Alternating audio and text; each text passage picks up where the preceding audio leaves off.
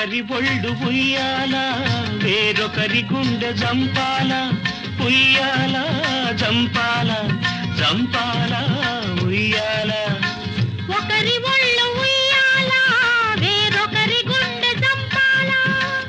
ఒకరి పెదవి పగడాలో వేరొకరి కనుల దివిటీలో ఒకరి పెదవి పగడాలో వేరొకరి కనుల దివిటీలో పలకరింతలో